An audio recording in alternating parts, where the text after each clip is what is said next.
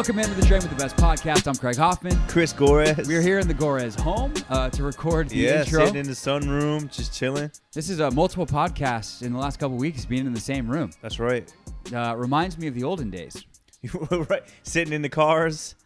Cars. We sat in houses. We've sat in Lorenzo's studio. We've sat everywhere. We've sat a little bit in of fact, being a bit nostalgic, Chris. See, I'm actually springing this on Chris in real time. He doesn't know this. Oh, boy. But did you know that tomorrow, as we sit here recording this, it's Saturday, March 12th. The 13th is our 5-year anniversary of Train with the Best. Dang, it's been 5 years? 5 years, 2017. Wow. We started. Yeah, that's amazing. That went by really fast, I feel like. We're almost at 200 episodes, 5 years in. Mm-hmm. This last year, I feel like it's been our most consistent and our best year, just continuing to grow. Obviously, we've had all kinds of really cool opportunities to talk to all kinds of great people, including, by the way, our guest today, Patrick Dixon from Momentous, is going to join us in just a few minutes. That one will be in a Zoom, but for the intro here, it's amazing to me. Like, actually, the guest list is very cool. Are you saying March 13th was the first episode? I have to go. I have in my calendar, like in my Google Calendar, Train with the Best anniversary. So I think episode 1 was either that's the day we met in the coffee shop in Leesburg, or that's the day we published our first episode. I can check. I can even go back and possibly edit in if I have time and remember. Like right now, there will be an edit of me in the future verifying what this date was. Right. Oh, hello there. It's future me, except for this is a podcast, so it's definitely past me, except for I'm always living in the present. Anyway, on March 13th, 2017, we launched episode 0. I have no idea when we recorded it, but this was the day it came out 5 years ago. March 13th, 2017, episode 0, Hello, recorded at Lorenzo's basement studio at his house in Ashburn, Virginia. That's your Train with the Best history lesson. Now back to the present, past, future, past time. Or there won't be, and we're just going to continue on. Right. But to me, like the guests and everything we've had have been very cool. To me, if you were to ask me 5 years ago, like what's more amazing, to me it'd be actually the number of different places we recorded. Yeah, true. Because we I mean, everywhere from my basement, my sunroom, which we're in right now, to the townhouse that we used to live up in Leesburg, to the car. My house in Reston. Your house in Reston. Have we done stuff in DC, like at your house in DC? Yeah, I think we've recorded something in DC. I think in the old apartment that we had in the same building that our current apartment is in. I don't think we've recorded one in the new apartment yet, but when I had the guest hosts, Marcus and Clarence came over. And then we've done it at a Solid Core studio. We've done it at a field. We've done it a little bit of that's all like in like kind of home adjacent places. Right. That's not even counting Indianapolis, how many episodes we recorded at the Combine over the couple of years that we were there. I've now done Florida, multiple podcasts in multiple years in Phoenix. Yep. Like we had all the stuff with Nick and stuff we just did, everything at Exos. But I recorded, the first time I ever recorded with Joel, he might have been on the phone early with us, but I recorded one with Joel like when I was traveling, and then like another trip to Phoenix, I recorded one with Natalie while traveling. Right. Like so, I've recorded 3 separate times I think at Exos in Phoenix. Yep. We had all the stuff in Florida at Onyx Camp. Yep. I mean, that's nuts, and I know we're forgetting plenty. I recorded a couple of episodes, a couple of interviews in literally a closet at Performix House in New York City, which Performix House, like the space is still a gym. It's something else now, but like Performix House doesn't even exist. So we existed longer than Performix House. We did. Wow. R.I.P. to Performix House. Yeah. It's amazing. It's been quite a ride. Like I didn't think about that, but we've recorded in some interesting places with some interesting devices. This brings me back to the old school. This is a little bit nostalgic for those of you who are watching on YouTube right now. Yeah, be careful with that thing. I don't want anything to come loose. Right. But this is kind of how we started, right? Like if we weren't in Zoe's studio and Zoe had the soundboards and all that other stuff, but when we couldn't do it in the studio, this is what we used. And then we upped our game with the Rodecaster Pro. Right. And this is like actually an upgraded version of what we used to use. Like this is feeding into my computer now. Yeah. This, for anybody listening, if you want to look it up, is a Tascam DR40X. Basically, it's like a 2-channel input digital recorder. Yeah. And I used to have to like record it on there, take a memory card out, put that in something else, and upload it. Now I'm literally going right into my computer like we normally do off the Rodecaster. But you know what? Like, let's give you a little. I just want to give you a little bit of props here, because a lot of the people that we talk to, when we talk about how the podcast has grown and the people who listen to the podcast, one of the things that they always say, man, you guys have such great audio quality. Even some of my other friends who are trying to put out podcasts and this and that, and they're like, how do you get such great audio quality on the episodes? And that's always been because of you. Like, you've always gone the extra step to make sure that we have the right cords, the right equipment, the right sponges, right? Like, this is stuff that I don't think about. Sometimes it's just like, what's the best case? Like, if we're gonna be somewhere and something's weird, like, let's just record it back up on an iPhone, and like that saved us a couple times. Yeah, right. So. Yeah, I mean, the sound quality has been something that we always took really seriously, and it's helped us for sure. The radio background doesn't hurt in that regard. Yeah. All right, so we're coming up on episode 200. This will be 196, I think. So this is 196. We're coming up on 200. We've done it for 5 years. I don't want to like play favorites of people that we've had, because that's not very nice. But if we're gonna manifest something over the next year, the next 100 episodes, whatever, like who is the people you want to talk to? And it could be someone that you already know and have a relationship with, and are like, that person I want to get on the podcast, and I can't believe we haven't yet. Or it could be someone who you don't know at all, and we reach out and are like, hey, we want to talk to you on the podcast because we respect what you do. Yeah, I think so. There's two things, right? So there's the podcast, and then there's Train with the Best, because Train with the Best is growing as much as, like, for those who are watching on YouTube, you know that we're growing the channel, we're putting out more content. So there's a couple of things that I would like to see us do, right? So first off, I'd like to see more athletes get back, because we started out with a lot of athletes, like Randall Cobb, Crystal Dunn, Will Compton, Ali Krieger. We had Yael. I mean, and we still get the athletes every once in a while. Yael retired and became a general manager. That's right.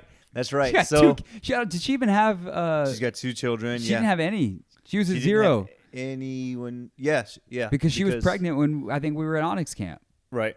With her first, and now she's got 2 and is GM of an NWSL team. Exactly. So would like to get more athletes involved. Obviously, Zoe is a big part of this. He was a big part of the beginning, and still continues to be a big part of the things that we do. So, you know, as he gets into his fitness journey and coaching and stuff like that, I'd like to get his kind of input on that, because I will get the texts every once in a while. He'll be like, man, Chris, I didn't realize how much work you put into this. This is a lot of work, like trying to design programs for somebody, or trying to think about how to organize drills. And like, yeah, you can go out there and just wing it and probably be pretty good.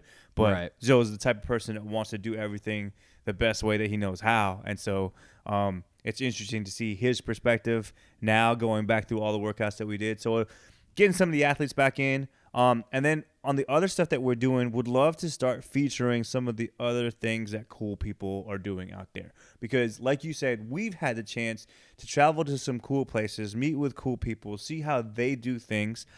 And 2 things happen, right? One, we learn some stuff for them from the way that they do things, and they might do things a little bit differently. And then we get some affirmation for the things that we already do that they also do. So it's like, yeah, we do this too. Like, yeah, we don't kill our people with volume. It's amazing that, like, yeah, you train at 5 to 8 reps. We train at 5 to 8 reps for power. Like, oh yeah, we don't have to do that a million times to get the results that we want.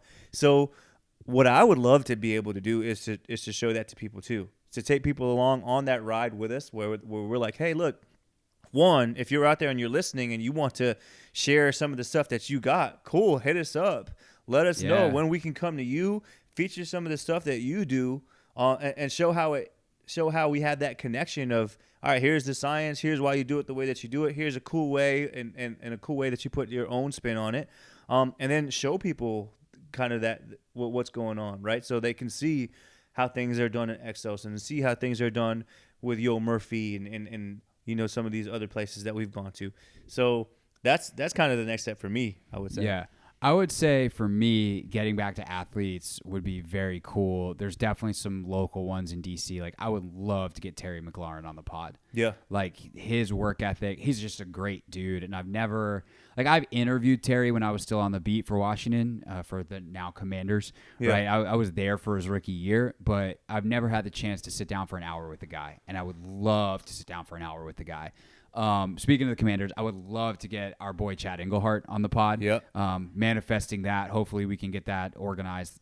NFL strength coaches are hard to get for a litany of reasons. A lot of different reasons, right? But like Chad would be great. And then like the other thing, like obviously there's so many amazing female athletes that I want to continue to tell their stories. And now that I'm not really doing anything with the Spirit, at least as of right now, like I would love to get into some other areas of the NWSL, like a Midge Purse and a player like that who's DC local. She's Silver Spring girl, right? And now like cracking the national team. Someone like that. I would love to sit down with. I mean, she's such an amazing story. Going to Harvard, and speaking of Harvard, like Gabby Thomas, 200-meter runner would be amazing. A huge Super Coffee ambassador. So hopefully we can make that happen. So there's so many athletes, and I think another big hole for us that we just haven't. Schedule is really hard for these guys, but NBA we haven't had. I think like for all the NFL guys, for all the soccer players we've had, we've had some MLB guys on. I don't think we've had any NBA guys on. So one, we still he'll do it. We need to set up the time. We got to get Drew Hanlon on the pod. And then NBA guys would be fun too. And then I think it would also be cool to get some of the OG guys too, like a Stuart McGill. Ooh, like I know he does podcasts. He does. So like, I love what I love talking about with those guys is like, obviously you have this incredible breadth of knowledge. A guy like Stuart McGill's or Mark Verstegen's been doing it for 20, 30 years, 40 years, 50 years for some of these guys in terms of studying it. And how is what they have found to be true evolved over the years. Right. What is something that you thought 25 years ago that you now realize was either straight up incorrect or at least misguided, right? Like you learned something new that put something in a different light and gave you some kind of different idea. Because I think with some of these OGs, like we hear their work quoted all the time, and it gets bastardized. So can we talk to the source? Yeah, I would love. Yeah, you're right. Like I like talking to OGs because I think that the information that you gather along the way, nothing is wrong, nothing is right. Like you could say something is wrong, something is right. But, that's science. Yes, exactly. But what ends up happening is somebody takes something that you said, and they put too much relevance on it. I would say that works too. Yeah, right. Absolutely. So it's like I wasn't wrong about this, but like that's not as important as other people made it to be. Right. For instance, FMS, right? Like FMS is great and it's not wrong, but people put too much importance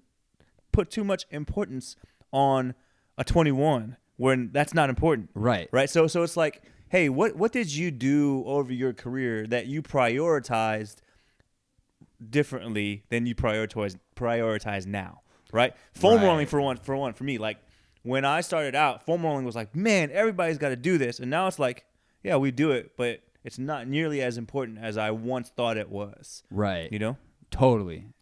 So those are just some of the people that I would love to talk to, and obviously we hope to continue to do some of the video projects. We have some of that in the works as well. We have a really cool YouTube star that we are definitely going to have on the podcast probably within the next month and a half or so. We're working to see if we can do another video collaboration, so that's something to look forward to. And I think we have a pretty good guest idea for episode 200 as well. So that's still to come, and we hope every episode's good. Frankly, like if one of them sucks, that's really at this point. We're 5 years in. We're almost 200 episodes in. That's on us if we have a really, really bad one. Today's is great, by the way. We'll this intro's run even longer than I think we planned on it. But the guest today is fantastic. One of the really phenomenal partnerships that we've had for not the full 5 years, but almost 3 and change, I think, at this point, is Momentous. And it's actually funny because it started with a simple DM to Matt Wan, the founder of Momentous, saying, hey, man, like, your stuff's awesome. I'm a trainer. I host this podcast. Like, can we maybe set up like a something? Right. He's like, yeah, we'd love to sponsor it. Here's some free product, and let's go from there. Right. And we had a great relationship with Sarah Hendershot, who's the marketing director for a long time. She just stepped away a couple of months ago, and they have a great new team in place. They've merged with another company called Amp Human, and added a ton of products over the last 6 to 8 months. And Patrick Dixon is one of their lead engineers, one of their lead guys. I think his title is the Director of Applied Sports Science. You'll hear it on the other side of the break. Patrick, if I screwed that up, I'm sorry. I have it right when we introed him in the interview. Yeah. But he is kind of the lead on all of this stuff. And his baby, the one that he is most proud of, is the newest one that you've heard me talking about in the ads. It's Collagen Shot. So we talked to Patrick about that. We talked about some of the other products. And I think one of the most useful things from the interview, Chris, that people will get too is kind of like if you take supplements, what's the best routine with them? Literally from when you wake up to when you go to sleep, and we get into that with Patrick a little bit too. So happy 5 years, my friend. Yes, sir. This has been a blast, and when we get back from the break, the first part of our interview with Patrick Dixon. The Train with the Best podcast is brought to you by Super Coffee, and I say it all the time. We've been with Super Coffee a long time, since the first formula. When we can say this now, it was a little bit chunky. You had to really shake the bottle to make sure that you got the good blend of protein and MCT oils and coffee. Well, we've been on V2 for a long time. Most of you probably don't even know anything about that life back in the chunky Super Coffee days.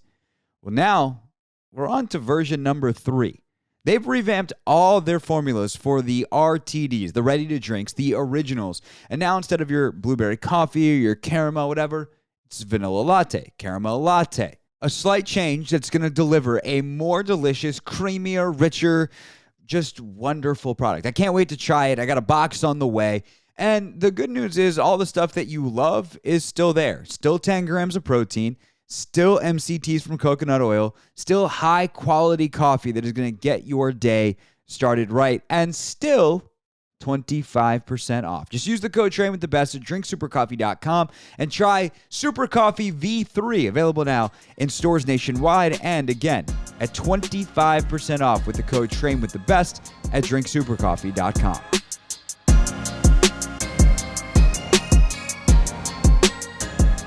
Our guest today is the Director of Applied Sports Science from Momentous, great sponsor of the podcast. You guys have heard so much about Momentous, about a minute at a time in the ad breaks over the year. But now we get a lot more, and you get someone that's a lot smarter than me reading ad copy and sharing my personal experience. It's Patrick Dixon. Patrick, thanks so much for coming on the podcast, man.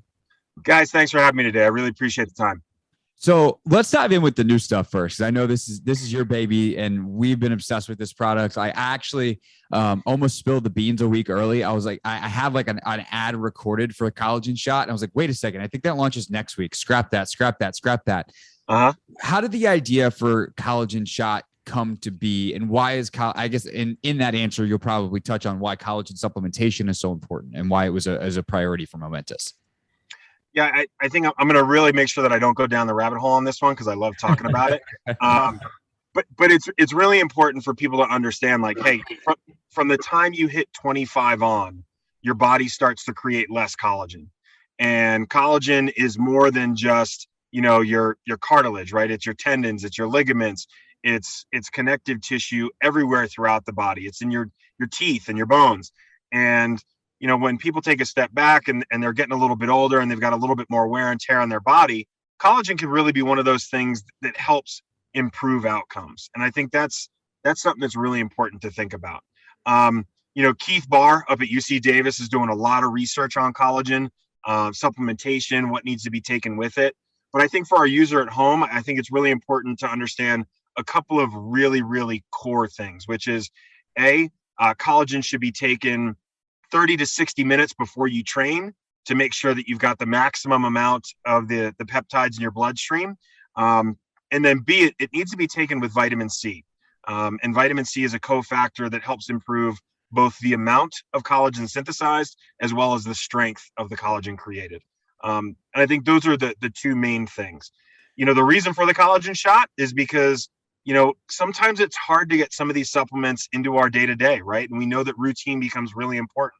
And so if you're getting up in the morning and you're going to train in the morning, the last thing you want to do is be making a big smoothie or something like that. You want something that's easy, has efficacy behind it, and just it can be part of your routine. So you get up, you pop it, and then maybe you're getting dressed, and on your way to the gym, and all of a sudden 30 minutes has gone by, and now we're in a better spot.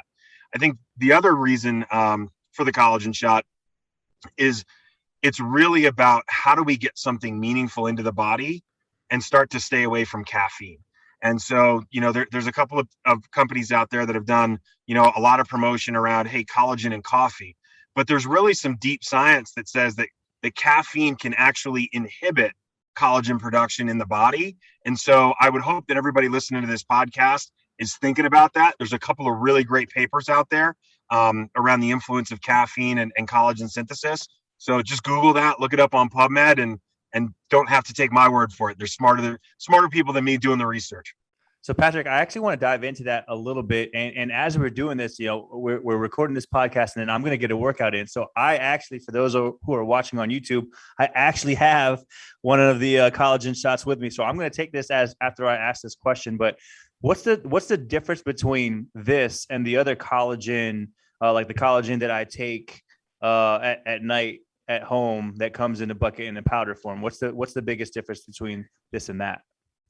The biggest difference is going to be form factor, right? So if you're mixing up collagen at home, it can be a little gloppy at times. It can be goopy. It can stay thick. It can mix imperfectly, which is why so many companies were like, hey, mix it in a hot liquid, because, hey, it helps it dissolve more quickly, and it helps people have a better user experience. The reason this gel is so easy is my wife calls it a liquid Sour Patch Kid, right? Tastes great. It does taste great. For those who, it does taste great. Right. It's something that you can pop while you're at work, right? Because, hey, I'm going to go work out from 12 to 1. So you could be at your desk at work, use it at 11:15, and then you've got it in your rhythm. And I think that's really the big thing.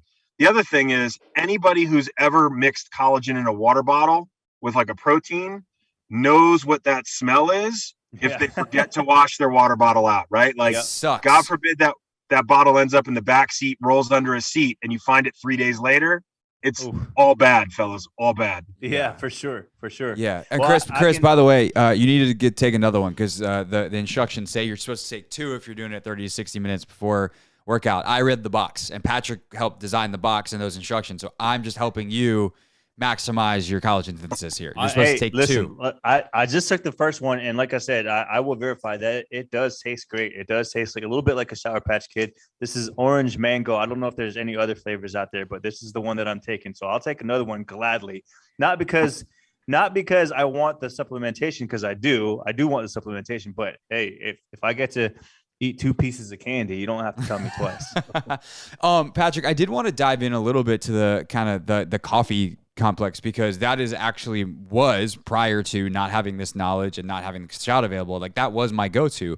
And I think it was for a lot of people, because it made the coffee. But like, if you had the time to have hot coffee and actually properly blend it, like that creaminess it added to coffee was actually something I enjoy. But obviously you're adding it for the supplementation, you're adding it for what it's supposed to be doing for you. And so if there is something that is taking away from that, I think it is important to explain to people what is happening and why that might not be optimal. Yeah. So I think the first thing is, let's separate the coffee idea into 2 categories, right? One is the hot liquid, and the second is the caffeine, right? Like, hot liquids very much help break up that collagen. They help it, really kind of create that creaminess, and it tastes better, right? And so it's easier to process. And so if you were to mix that in with a tea or maybe decaf coffee, you'd be in a really good position. But the challenge is that the research, and there's 2 articles around caffeine and wound healing. There's another one around caffeine, hyaluronic acid, and collagen biosynthesis. And then there's another one that looks at longitudinal bone growth is impaired by caffeine. And so the reason those 3 articles are important to take into account is that, if you take collagen with a dark roast coffee, because that's what you do before your workout, like, is that ideal? Absolutely not, right? The next best place, if you're saying that, hey, like, where else can I get collagen in my diet? It would be right before you go to bed, right? But learning a little bit more about how, supplements can interact, how our diets can interact with things, it's really important to start taking a thought at that and say, okay, if I'm trying to maximize my collagen synthesis and the benefit of a supplement that I'm investing in, this is the best way to do it. 30 to 60 minutes before you train, try to keep it away from caffeine. If somebody was to say, well, hey, I need my pre-workout, I understand that. Like sometimes you need a little bit more boost. So then the next best place is to really have it before you go to bed. But that's really the messaging, right? And routine is so important. And if somebody was to ask me, hey, if I was to take collagen with caffeine versus not take collagen at all, what would you do? I'd 100% take it with the coffee, right? Right. But what we're talking about here is best case scenario. So it's almost like a good, better, best type of idea. So you would say that if someone's routine is like morning workout, but the coffee is a non-negotiable, take instead of going like, hey, let's combo the two in the morning, instead move the collagen to nighttime before bed. Yeah. So to be crystal clear, right? If you can do decaf, that's a better start, right? Because there is benefit to having the collagen before you train. And the reason there's benefit there is because the mechanical action of movement, so flexing, bending, and moving, actually helps those peptides get more effectively delivered to those joints. So if anybody on this podcast has ever had an injury to a knee or an ankle, right, and end up getting like a PRP injection and it takes forever to heal, right, the mechanical action of movement actually helps deliver the collagen peptides to those joints, which is where they're needed. But if you were to say, hey, I need a strong cup of black coffee before I get going in the morning, then I would say the next best spot is, take the collagen before you go to bed. I actually like that. So that was going to be my question, and you just answered it. That why take the collagen before a workout, and it makes sense that the mechanical action of movement is going to be almost like a boost to the delivery system of the collagen into the body. But I also like it because look, we're recording this podcast at 4:15 in the afternoon on the East Coast, and I'm not going to take caffeine right now because then I'm just going to be up. Right. So like normally I would like to work out in the morning. But if I have to work out in the afternoon, because for the trainers who listen to this podcast, you have clients all day, and this is just the time of the day that you get to squeeze in a workout in. This is a great pre-workout that I can take. That's not going to keep me up until the wee hours of the night. Right. And that's something that I know you guys have emphasized. Like this is something you take before a workout, but it's not a pre-workout. Correct. And I think that language is really important because when people think pre-workout, they think caffeine, they think beta alanine skin tingle. Right. It's not that at all. Right. Like this is nutrition before you train. Got it.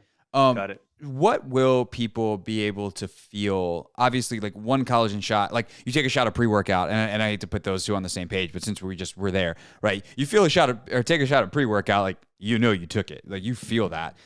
You take protein over time, maybe you see a little bit more muscle growth or whatever it may be. That's obviously very hard to measure and is very incremental. I'd assume the collagen is very much in that line, but like over time, you make this a part of your routine. How can you tell that it's quote unquote working? I'm gonna very oversimplify the question and I'll ask it that way. But like, how can you quote unquote tell it's working, or can you tell? You just have to trust the science. So I think it's a little bit of both, right? Like if people are looking for that instant feedback, like putting icy hot on their legs, like that's not going to happen, right? It's just not. Right. But research out there has shown like, hey, in using collagen daily for 3 weeks, it can actually help improve the rate of force production, meaning the power produced by the lower body. Again, hard research done by Keith Barr. It's been peer reviewed and published. Go check it out. Beyond that, I think it's really about how we create routines to give ourselves longitudinal benefit. And so if any of your listeners are vitamin D fans, right? Like vitamin D and magnesium, like, are you going to get a quick bump off of it? No. But like, I actually feel like I dream a little bit better. It feels like it puts me to sleep more quickly. I think with collagen, what people can expect is like some of that, let's call it joint tenderness or joint feedback starts to get a little bit less and less, right? I'm not as young as I used to be. I'm 42 and I kind of like to throw myself down a hill really fast on a bike or some skis. And I don't recover as quick as I used to. And I think for me, using collagen on a daily basis, has really started to kind of help some of those aches and pains at the joint be a little bit less and start to recede.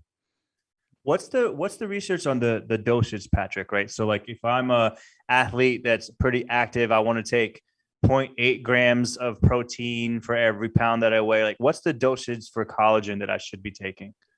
So we're still getting there on the research. General guidance right now has been between like 15 grams and 20 grams in a body.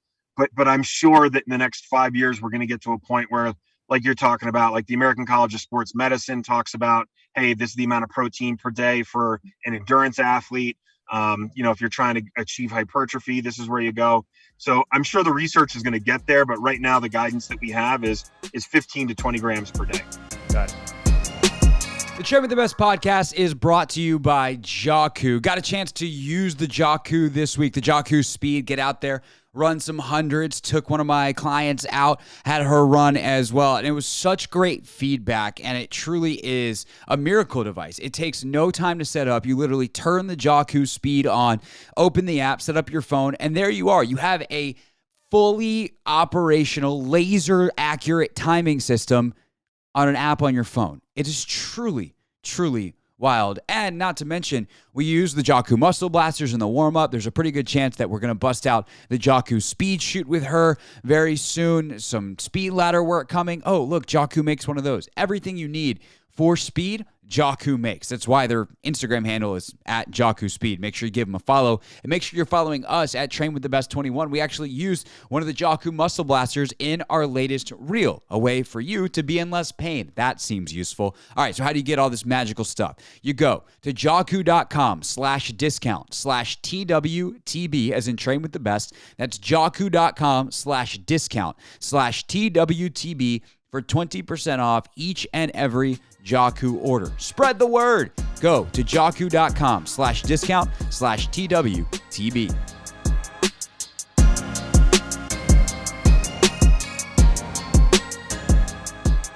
How do you, it's kind of a silly question, but I've never really thought about this in this way until this discussion, because I haven't talked to someone quite like you before.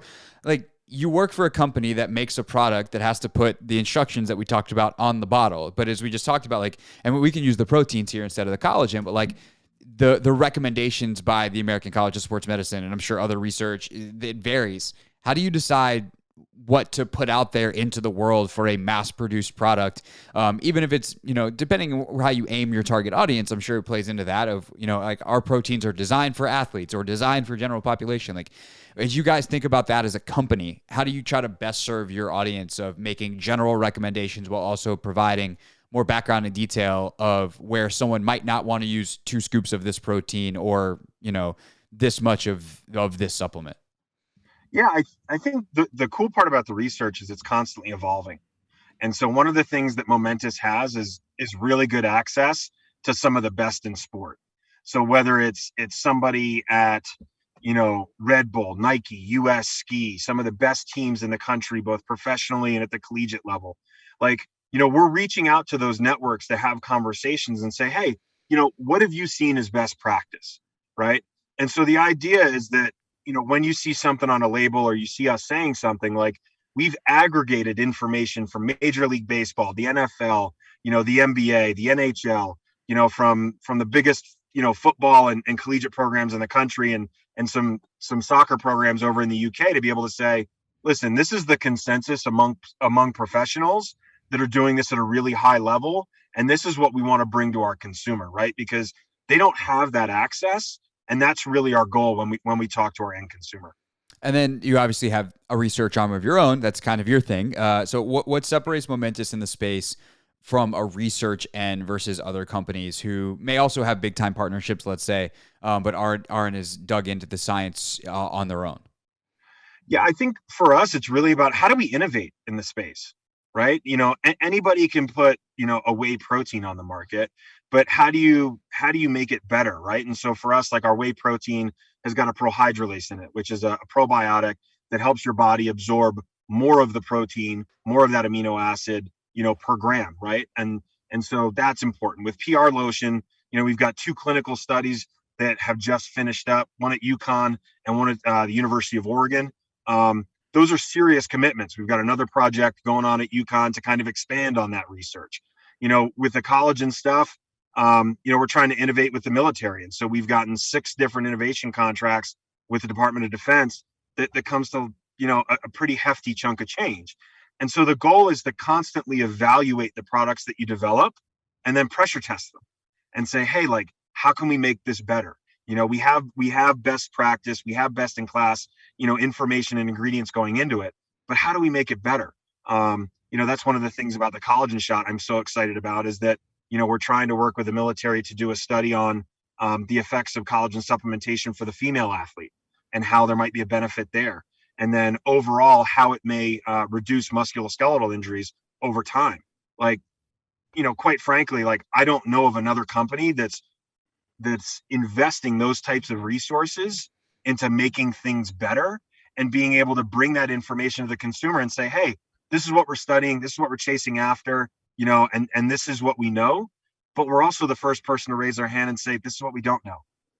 And I think that's really unique. None of our projects, none of our products are magic bullets, but they are really great at what they do. And we're constantly chasing the research to better inform.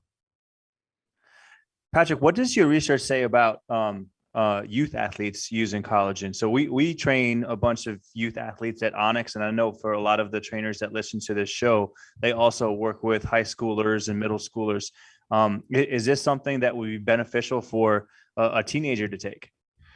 I don't have research to speak specifically to it, but what I can say is that if everybody on this call can agree that having some type of whey protein after a workout to support muscle recovery and muscle growth is important, why aren't we having a conversation about how we can supplement our tendons and ligaments to improve the strength and development there? Right. And so, for me, like, I look at that as like a dual spring. So you got a spring on the bottom and a spring on the top. And if all you're doing is developing that muscle, that top spring, but you're ignoring that bottom spring and you're not helping it recover and you're not training it, you start to ignore development. And so that's the best way I can kind of explain it. I don't have something to lean on right now that says, hey, if you're 10 years old, you should be taking a collagen supplement. Right. Yeah. But I do know for guys like you and me, Chris, like, if I'm in the weight room, I'm doing strength training and I'm also doing plyometrics because I'm trying to teach speed and strength. And in the same thought process, after that workout, I'm making sure that every one of my athletes is getting 20 to 25 grams of protein. So why aren't I also having that conversation about collagen to support that tendon and ligament development? Yeah. I want to actually circle back to something you said in the preamble to that answer, because I feel like Instagram is amongst the places that it's the worst on this kind of stuff, is the cycling of like, well, you were taught this and that was wrong and this and that. And so protein is obviously one of those things. And I feel like on a very basic level, like Exos used to talk about this in some of their pillars all the time. It's like sometimes it'd be like within 30 minutes or sometimes within 2 hours after a workout, getting protein in the body was super important. Then you had another group of people that were like, it doesn't matter. It's actually protein intake over the course of a week. Again, you study this for the best supplementation company in the world, as far as we're concerned. What is the research on protein supplementation? And I'm also curious because you specifically said whey protein. I'm a lactose intolerant person, so that's not an option for me. So what is the best practice for protein supplementation? Because I feel like there is a lot of conflicting information out there. Most of it says that it's good and it is something smart, but to again maximize best practice, timing, etc. What is the best practice for that? So you're bringing up a great conversation. So the first thing is, when you think about training, right? You get done with your workout and your body's effectively a wrung out sponge, right? It's hungry for nutrients and it wants to grow. I think the big thing with proteins in general is understanding the different types of proteins that are out there and why it's important to understand the difference between them, right? And so as you're thinking about proteins, like the highest level one, right, meaning the most whole protein, is going to be like a milk protein, and that's going to be an 80-20 split between 80% casein and 20% whey, right? And then you step down and you look at a whey concentrate, and so that's going to be mostly whey. It's typically 85 to 90% whey. And then you step down from the concentrate to the whey isolate, and that's going to be a more readily available whey protein. And then you step one more step down from that, and you look at like a hydrolyzed whey, which is going to be the smallest peptide. All of those are in the dairy family because whey comes from milk. So if you're lactose intolerant, like you said, you can't get there. It's a no-go. My square is X'd out. Right? So on the flip side of it, then you can look at plant proteins. But it's really important to understand that if you're taking a pure plant protein, whether it's a soy or whether it's a chickpea or a brown rice or whatever it might be, look at the back of the bag and make sure that it's a blend, because you want that full amino acid profile. And the big one you're looking for is leucine, because leucine is that amino acid that helps trigger the body and get it to understand, hey, this is about muscle recovery and muscle repair. So all of those are going to be good choices, but you have to understand that when you look at that label, it's about understanding what's actually in it and what you're truly getting. For the listeners, the biggest difference between casein and whey is that casein takes a longer period of time to be absorbed versus whey is more readily absorbed more quickly. That's the biggest difference between those two. And how would you classify, or how is the recovery from Momentous classified? Where on that ladder is that? I mean, we're a whey isolate, aren't we? So I don't know. I don't use that. I'm lactose intolerant. That's a bag that I hand to my fiance and go, Rachel, this is your protein. It's the red bag. Yeah, no. So for us, right, like we're acutely aware of the type of whey, but then also we make sure that prohydrolase is in there to help with absorption. Because, you asked about protein at the beginning of the question, and the really important thing to understand about protein is that just because you make yourself a monster shake, and you get 50 or 60 grams of protein doesn't mean you absorb it. Right. And so in that 90-minute period after you drink a shake, like your body kind of maxes out at let's call it 25 to 30 grams of protein in that period of time. For the larger athlete, because they've got a larger small intestine, you might get a little bit more protein in. But I think as people are thinking about protein content, you said, hey, it's total protein per week. Okay, great. I don't have protein at the beginning of the week, but the three of us go out and we have, a couple of tomahawk ribeyes. That doesn't mean I'm going to be able to process that and actually absorb it. Right. And a personal philosophy, right, is that we really need to work on kind of like staying in the middle rather than like these massive swings left and right. And, I've worked with athletes that were like, oh, I have a salad before a game. And it's like, no, like you have to have carbohydrate. You need the energy, right? And so it's really about boiling some of these more complex principles down into like, hey, these are the bullets to take away, right? Which is protein's important for recovery. It's important for you to understand how much of a protein is in whatever product you're taking. It should be between, let's call it 20 and 30 grams total after that workout. And because I'm always going to be, and our company's always going to be a whole food first company, it's about making sure you get a quality meal in, because the three of us can understand, like, you can't out train a bad diet. Right. And I don't care how much money you pay on supplements. Like, if you're ignoring the diet that you're taking in, it doesn't matter. Yeah, definitely can't out train a bad diet. I have tried many times and have failed every single time. Definitely can't do that. Although I'm now thinking about tomahawk ribeyes. Yeah, I am too. So thank you for that, Patrick. I do want to ask you this. So a little bit of a personal question, right? Sure. Like, so what's the perfect day for me in terms of supplementation, especially when it comes to Momentous? So right now, I'll just tell you, I take the Momentous daily vitamin, the multivitamin in the morning. I also take the Brain Drive in the morning, which honestly, like it's helped me with not just like concentration stuff, but mood swings. I feel like I'm generally a better mood and have a little bit more patience. And then I normally would take the collagen at night before I go to bed, but I'm going to switch that up now that now I have these shots. And then I'll take the protein after a workout. Is there anything else that I should be thinking about putting in my body? Yeah, I think, right. Like, I think vitamin D and magnesium before you go to bed are something I think about. Vitamin D has become one of those things that people are more aware of because of COVID, but it's, depending upon who you talk to, like, some people consider it a pro hormone, and it does some really good things for your bone health, right? Which is why the FDA and said, hey, we're going to supplement all food stuff. So cold cereals, breads, all had vitamin D in it, but that was all focused on rickets, right? And bone development in kids.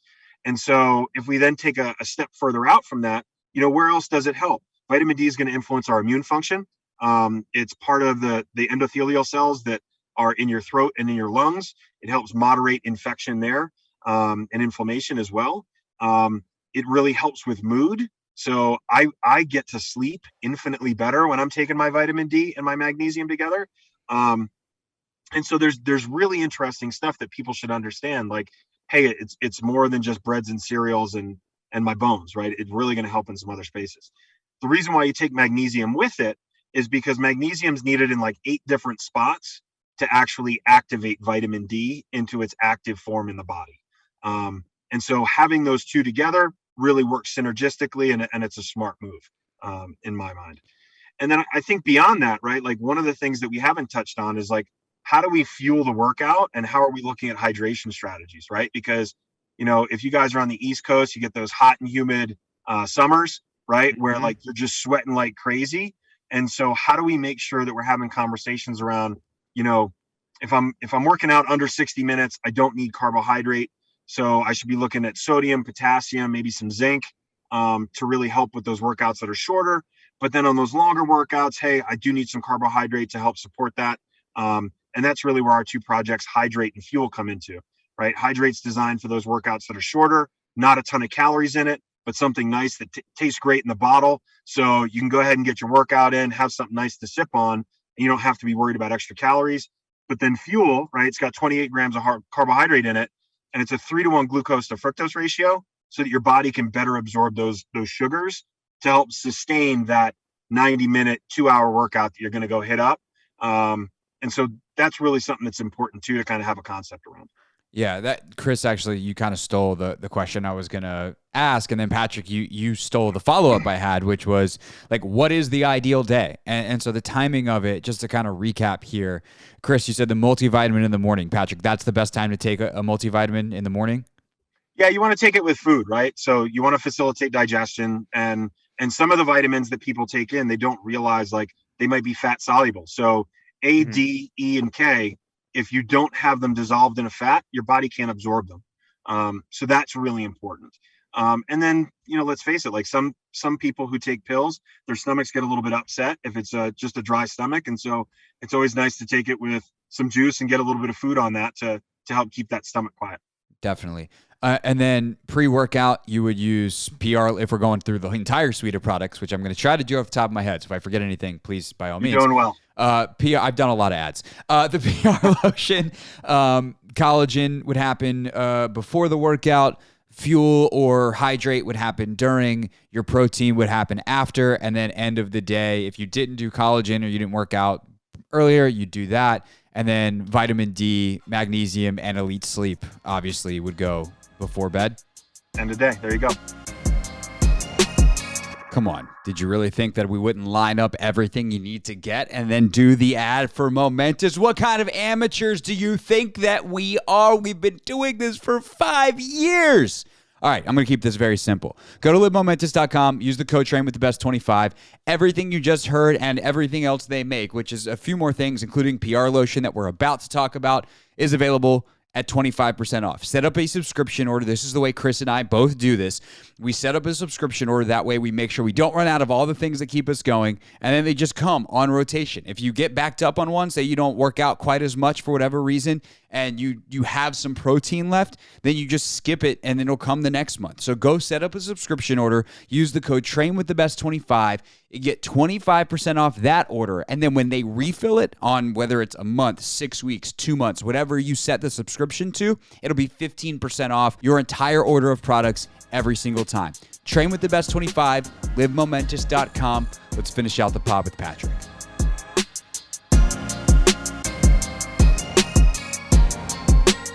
I did want to ask about PR lotion because I don't understand it other than when I do it, when I use it, I get superpowers. Like I have actually PR'd with PR lotion many times. Can you explain how it works?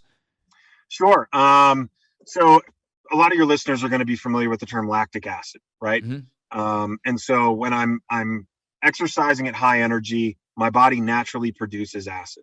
What PR lotion does is we've clinically shown it can improve pH by 28% in your muscle. For what the end user experiences, it's, hey, I can maintain my pace for a longer period of time, and I feel like I can go further. We've also shown, through research that we can reduce next day muscle soreness by roughly 52%. And that's huge too, because when we think about stacking days on top of each other, right? Yeah. All of us have been like, hey, Monday, Tuesday, we hit it hard. Right. But then Wednesday rolls around, you're like, oh, I'm going to take this one off. Maybe I'm going to go for a walk, right? I'm not going to get after it quite today. And so for everybody who's trying to stick with that gym routine, it becomes really important to say, hey, like, what are the things that can help me come back and get after it again? And PR lotion's one of those things, right? And so, that product's used in pro sport from, the LA Rams to, Michigan football, right? And all the way down the line. Like it's really awesome to be able to bring a product like that. And the really cool part is that sodium bicarbonate, which is the thing that helps neutralize that acid, there's over 50 years worth of research on it. But taking it orally just isn't practical because of the GI distress that comes along with it. Gotcha. Last question, unless Chris, you have any more. No, I mean, I've actually not tried the PR lotion yet, but that's something that I'm going to try. I'll bring some down. I'll bring some down tomorrow. Chris and I are filming a bunch of content tomorrow as we sit here recording this on Thursday. We're gonna be freaking superhumans in these videos now, because I'm gonna give him some PR lotion. But my last question is, how'd you get into all this? And what's the coolest thing that you have learned in your like the thing that has just been the most validating thing to learn as you've had a career in this space? So my career started as a college athlete, right? I threw javelin at the University of Connecticut. I got in the weight room as a puny soccer player and proceeded to put 35 pounds on over the course of 2.5 years. And I was blown away by just how the body works. And so I ended up getting a master's degree in exercise physiology at UConn and got my start as a collegiate strength coach. And so worked there and then jumped out to the University of California at Berkeley. Was the director of sports performance for St. John's University, men's and women's basketball there for 7.5 years. And then was in Southern California at LMU. And, my goal was always like, hey, how do we build science? How do we bring that to these student athletes to help them get the most out of their experience? And whether that's, the kid that comes to you and he's just trying to lose a couple of pounds to find greatness in his own mind, or whether you're working with somebody who's trying to go to the league, like, all of those things are just super important to me. And so I got connected to Jeff and Erica, my CEO and my COO, when I was in LA, and I ended up getting an MBA in finance and was doing some consulting work with some other tech companies in the human performance space. But it really, really impressed me by how committed they were to doing the research. And that's what brings me here today, right? Like, I am the ultimate no guy. I am the ultimate pressure test guy. And I'm, the devil's advocate in every conversation. Like, I don't drink the Kool-Aid. I look at the bottom of the bowl to make sure it's good. And so I think that's, really what my value is to the team, because it's like, no, like, how do we do a better job? Like, how can we improve this? And then how can we do the research? And so, yeah, I mean, I had, better part of 20 years in college sport, got to work with some amazing athletes. You asked about, coolest experience. I have to say, hands down, 27 years old, I'm the head strength coach for St. John's, and we're playing basketball games at MSG. And it took me 4 years of playing games there for there not to be chills that went up my back every time I stepped foot on that floor. Well, if you know. As a Syracuse guy, I know.